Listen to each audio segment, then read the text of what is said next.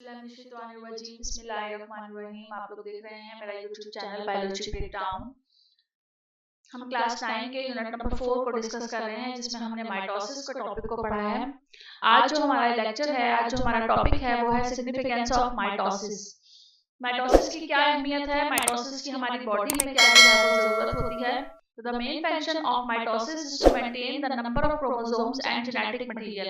जो माइटोसिस का main function है, जो जरूरी काम है, वो ये है कि नंबर ऑफ क्रोमोसोम्स को बॉडी के अंदर मेंटेन करना होता है। सेल के अंदर क्रोमोसोम्स के नंबर को मेंटेन करता है ये प्रोसेस माइटोसिस का। And genetic material in all cells of organism, जितने भी ऑर्गेनिज्म के सेल्स हैं उनके अंदर जो जेनेटिक मटेरियल है, जो क्रोमोसोम्स की क्वांटिटी है, ये नंबर ऑफ क्रोमोसोम्स हैं, उनको मेंटेन करने का काम माइटोसिस का होता है।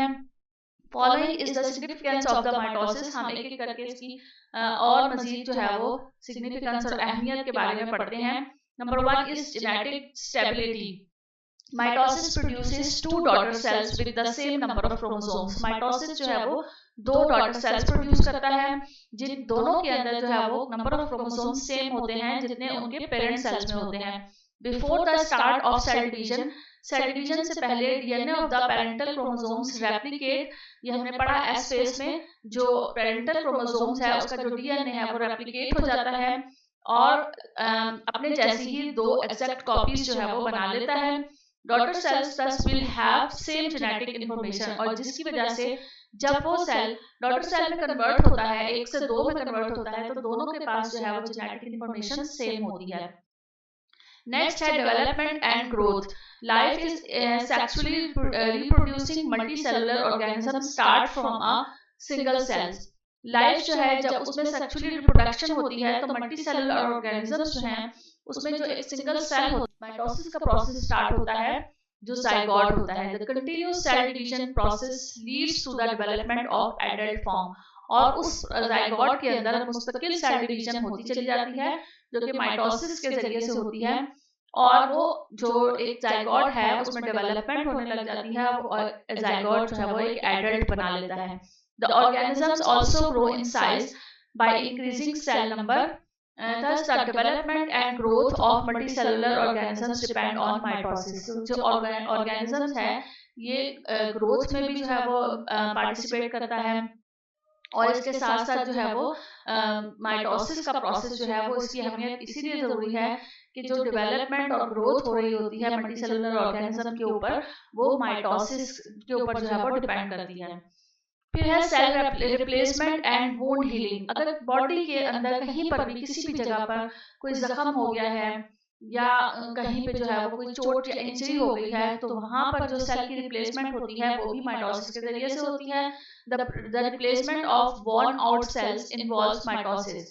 जो कट लगा हुआ है कहीं पर भी कोई चीज जख्मी हो गई है, जो सेल खराब हो गए हैं, वहां पर जो रिप्लेसमेंट होती है, यानी वो पुराने सेल्स खत्म हो गए, जो खराब सेल हो गए हैं उनको हटा के माइटोसिस के जरिए से नए सेल बन जाते हैं।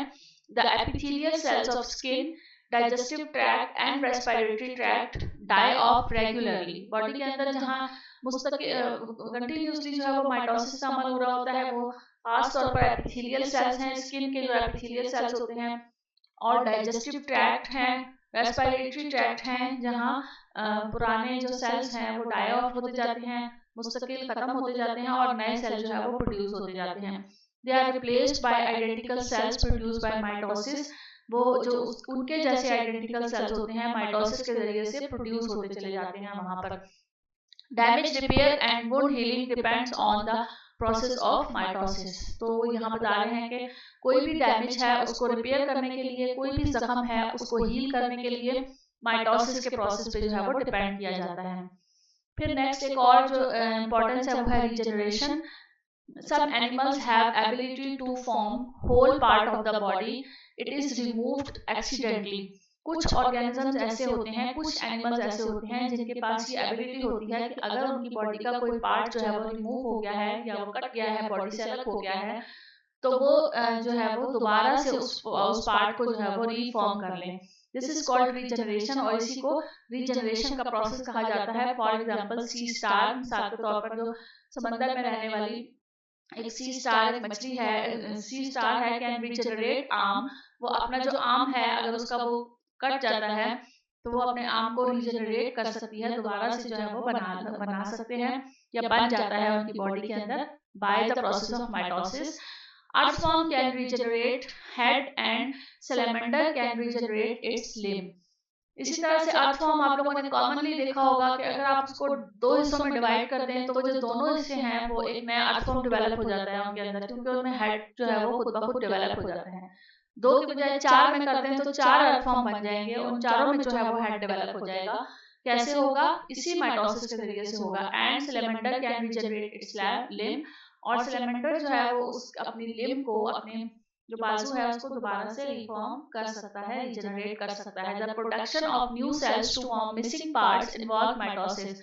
और ये जो मिसिंग पार्ट होता है उसमें जो नए सेल की प्रोडक्शन है वो उसमें ये माइटोसिस का प्रोसेस ही इन्वॉल्व होता है।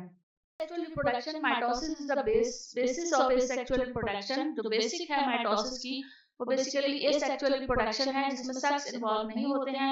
This reproduction involves only one parents. इस रिप्रोडक्शन में सिर्फ एक पेरेंट जो है वो चाहिए होता है, जिससे डॉटर सेल्स प्रोड्यूस हो जाते हैं। All asexually produced offsprings are genetically identical। और जितने भी asexually यानी एक पेरेंट से मजीद ऑफस्प्रिंग प्रोड्यूस होते हैं वो सब के सब जेनेटिकली आइडेंटिकल होते हैं, बिल्कुल सेम एक जैसे होते हैं, अपने पेरेंट्स की तरह के होते हैं। The vegetative propagation is very common in plant. और ये जो वेजिटेटिव प्रोपेगेशन है, एसेक्सुअल रिप्रोडक्शन का एक प्रोसेस है, ये प्लांट्स में बहुत ज्यादा कॉमन है। It involves a new generation from root, stem और leaf of parent plants. Parent plant की कोई भी पार्ट जो है वो प्लांट का या तो रूट ले लिया जाता है या स्टेम या फिर लीफ, इसको लेकर इससे जो है वो एक नया पार्ट जो है वो ग्रो कर, नया प्लांट जो है वो ग्रो कर लिया जाता है by the process of asexual reproduction या vegetative propagation. Potato, onion, garlic, ginger, grasses etcetera reproduces asexually. ये सब जो है वो एसेक्सुअली रिप्रोड्यूस किए जाते हैं।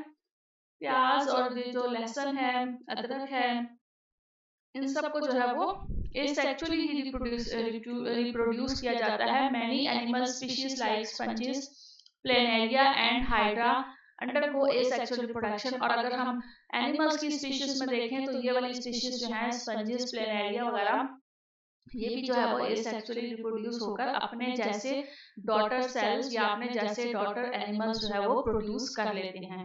डायग्राम में आप देख सकते हैं ये जो हाइड्रा का पेरेंट प्लांट है, ये डेवलपिंग बड, इसके अंदर ये एक छोटी सी जो है वो बड प्रोड्यूस हुई है। इस बड से एक नया हाइड्रा का प्लांट जो है वो आहिस्ता आहिस्ता प्रोड्यूस होने लग गया है, बिल्कुल जैसे पेरेंट सेल है उसी तरह से। इस हाइड्रा के छोटे से प्लांट को कट करके अगर दोबारा से मिट्टी में लगा दिया जाता है तो एक न्यू जो है वो हाइड्रा का प्लांट डेवलप हो जाता है। जो बडिंग है ये भी एसेक्सुअल रिप्रोडक्शन का ही एक तरीका है। फिर है cloning tissue culture. Mitosis has made it possible for scientists to produce a very large number of identical copies of the living organisms। Scientists को ये जो माइटोसिस का प्रोसेस था, जब ये समझ में आया तो उन्होंने बहुत सारी चीजें जो है वो इस माइटोसिस के प्रोसेस के जरिए से आइडेंटिकल कॉपीज लिविंग ऑर्गेनिजम्स की बना के प्रोड्यूस करना शुरू कर दी आर्टिफिशियल एनवायरनमेंट में। यानी कि एक तो नेचुरली होता है, कुदरती तौर पर होता है, फिर साइंटिस्ट ने आर्टिफिशियली जो है वो माइटोसिस का प्रोसेस करवा के, सेल्स की डिवीजन करवा के, वो जो है वो लिविंग ऑर्गेनिजम्स को उनके डॉटर ऑर्गेनिजम्स में कन्वर्ट करना शुरू कर दिया। This process is called cloning और टिश्यू कल्चर। और इस प्रोसेस को या तो क्लोनिंग या फिर टिश्यू कल्चर भी कहा जाता है। Small mass of tissue cells is used. अगर हम किसी भी प्लांट का या किसी भी एनिमल का एक छोटा सा टिश्यू का सेल जो है वो ले लेते हैं और उससे जो है वो उसके अंदर जो है वो रेप्लिकेशन करवाते हैं, माइटोसिस का प्रोसेस होता है। तो एक नया जो है वो प्लांट या एक नया एनिमल जो है वो माइटोसिस के जरिए से आइडेंटिकल एनिमल प्रोड्यूस हो जाता है, डॉटर एनिमल जिसे कहा जाता है। तो आप इस डायग्राम में टिश्यू कल्चर टेक्निक को देख रहे हैं। Tissue samples scrap from parent plant. Tissue culture को, टिश्यू के सैंपल को पेरेंट प्लांट में से स्क्रैप किया जाता है, निकाला जाता है। Tissue sample place in agar growth medium containing nutrients and oxygen. एक ग्रोथ मीडियम होता है, एक ऐसी प्लेट तैयार की जाती है जिसके अंदर वो सारे जो है वो न्यूट्रिएंट्स ऐड किए जाते हैं, सारे न्यूट्रिएंट्स डाले जाते हैं जो कि किसी भी ग्रोथ के लिए जो है वो इम्पोर्टेंट होते हैं, और उसके अंदर उस टिश्यू के पार्ट को डाल दिया जाता है। सैंपल्स डेवलप इनटू टाइनी प्लांटलेस, और उसके थोड़े अरसे के बाद आप देखते हैं कि उसके अंदर छोटे छोटे जो है वो प्लांटलेस यानी कि छोटे छोटे प्लांट्स जो है वो ग्रो होना शुरू हो गए हैं।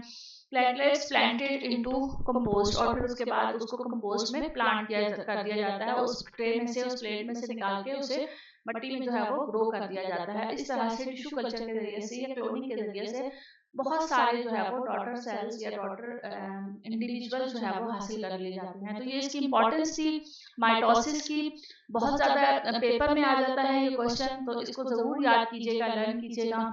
कॉन्सेप्ट इसका अगर क्लियर नहीं हुआ है तो मुझसे ज़रूर पूछिएगा, ये बहुत ईजी सा टॉपिक है। आप लोगों को नोट्स बने बनाए यहाँ पर आपकी बुक में दे दिए गए हैं, हेडिंग्स भी दी हुई हैं, डायग्राम्स भी जो है वो डिस्क्राइब की गई हैं, तो आप लोग ज़रूर जो है वो इस टॉपिक को याद कीजिएगा ताकि एग्जाम्स में आप लोगों को किसी भी किस्म की मुश्किल पेश ना आए। साथ रहिएगा, नेक्स्ट टॉपिक में हम जरूर मिलेंगे। नेक्स्ट टॉपिक इससे भी ज़्यादा इंपॉर्टेंट टॉपिक है। थैंक यू सो मच, अल्लाह हाफिज़।